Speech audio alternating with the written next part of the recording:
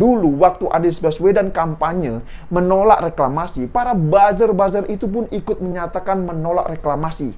Dan kini ketika Anies Baswedan mendukung reklamasi dan meresmikan jembatan hingga jalan di Pulau Reklamasi, lagi-lagi para buzzernya pun ini ikut bersorak gembira mendukung Anies Baswedan coba.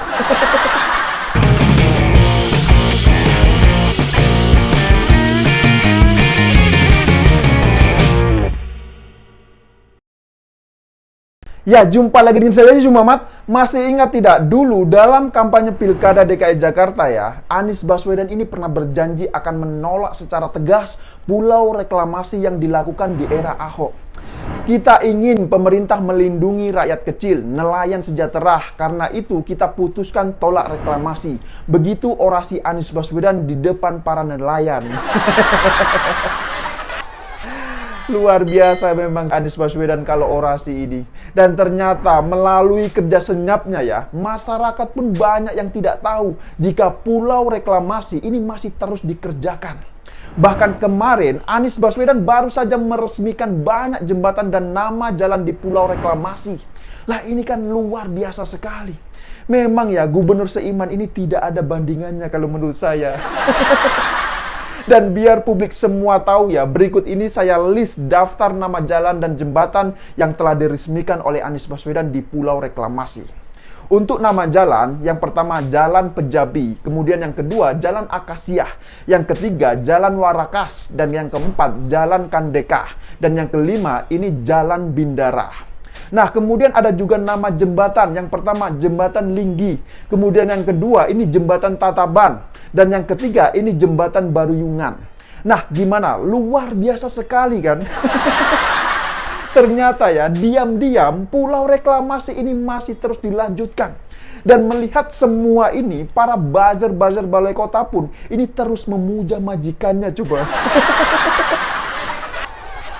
Dan asal tahu juga ya, ternyata Anies Baswedan ini tidak hanya melanjutkan reklamasi di Teluk Jakarta, tapi Anies Baswedan juga telah memberikan izin reklamasi seluas 155 hektar di kawasan Ancol Jakarta.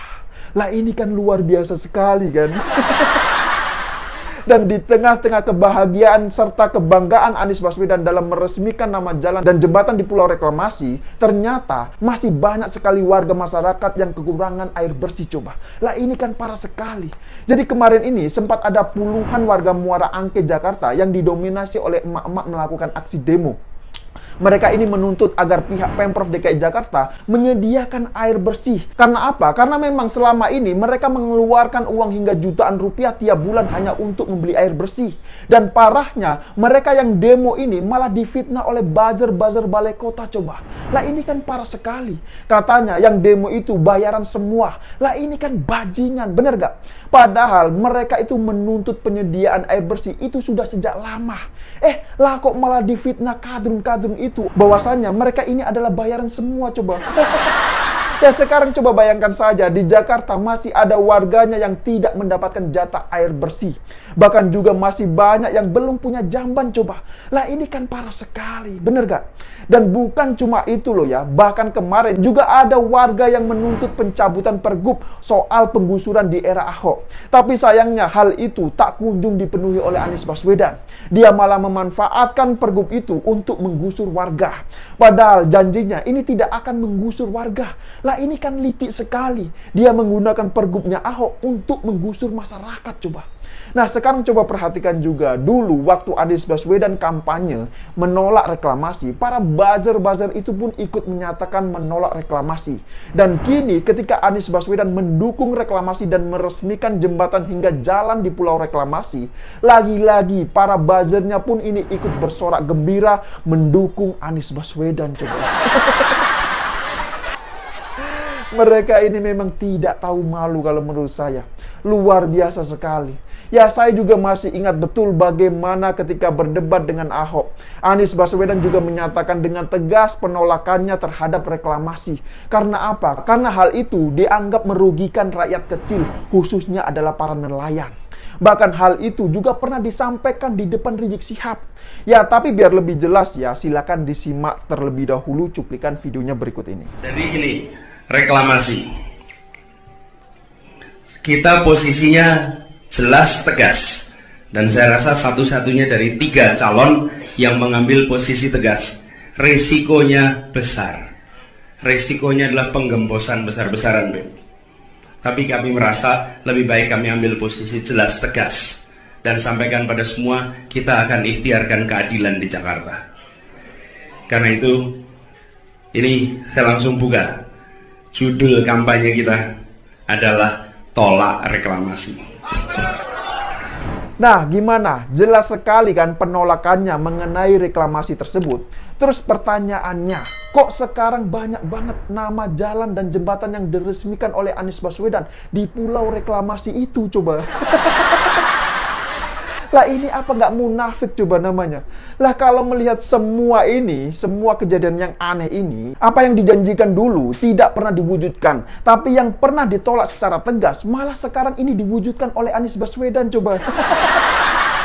Nah, kemudian soal Formula E juga. Pembangunan sirkuitnya sekarang ini banyak sekali terkendala. Pihak kontraktor yang menggarap sirkuit Formula E itu juga mengeluh. Mengapa mereka mengeluh? Ya karena tanahnya ini penuh dengan lumpur. Jadi mereka ini kesulitan untuk melakukan pemadatan tanahnya. Kasihan sekali kontraktornya. Ya coba bayangkan saja lah, dari total 2,4 km lintasan yang akan dibangun, 40%-nya itu berupa tanah lumpur coba. Lah ini mau bikin off-road atau Formula E coba. Dan yang mengejutkan lagi adalah ternyata sirkuit Formula E yang dibangun tersebut bertipe semi permanen. Jadi kalau sudah selesai balapan, maka ini bisa dicopot lagi katanya. Jujur saja ya, saya belum paham ini maksudnya yang dicopot ini apanya. Apakah lintasan aspalnya atau apanya? Atau jangan-jangan kayak lintasan balapan Tamiya yang habis balapan terus bisa dibongkar pasang. Memang luar biasa sekali Pemprov DKI Jakarta ini. Lah yang kayak gini kok para buzzer balai kota masih saja nyinyirin sirkuit Mandalika yang sudah jadi. Lah ini kan lucu sekali. Sirkuit Mandalika yang sudah jelas-jelas jadi ini masih dinyinyirin. Tapi sirkuit Formula E yang masih amburadul begitu malah dibangga-banggain coba. Dan perlu diketahui juga, ternyata apa yang saya curigai mengenai hasil uji tes tanah telah terjawab. Tahu tidak, mengapa sebelumnya tender Formula E sempat gagal? Ternyata berdasarkan keterangan Managing Director Formula E, Gunung Kartiko, mengungkapkan, alasan tender pertama pembangunan sirkuit Formula E gagal ini dikarenakan hasil tes struktur tanah saat itu masih belum keluar. Luar biasa kan? Nah sekarang pertanyaannya, kok bisa hasil uji tes tanah belum keluar, tapi sudah bikin tender dan menentukan lokasinya coba? Lah ini kan aneh sekali, bener gak? Makanya dalam pengerjaannya saat ini, lapisan bawah tanah ini menggunakan material dari bambu. Luar biasa kan? Masa mau menggarap sirkuit Formula E ini dari bambu coba? Lah ini apa-apaan? Mau bikin sirkuit untuk balapan kelas internasional, kelas dunia, kok malah menggunakan material dari bambu coba?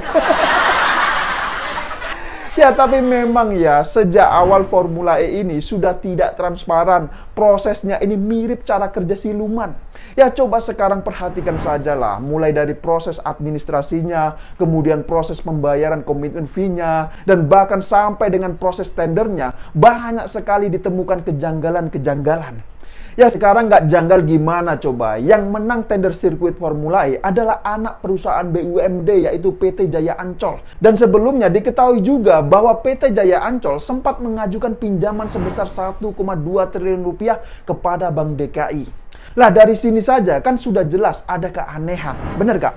Sekarang tinggal kita lihat saja nanti apakah Formula E benar-benar akan terwujud. Dan pertanyaan yang paling penting adalah kalau nanti sirkuit Formula E benar-benar terwujud, apakah akan ada penontonnya? Ya kita lihat saja nanti sama-sama, oke? Ya saya kira demikian dulu opini singkat Okedum kali ini. Pesan saya, mari kita jaga terus NKRI.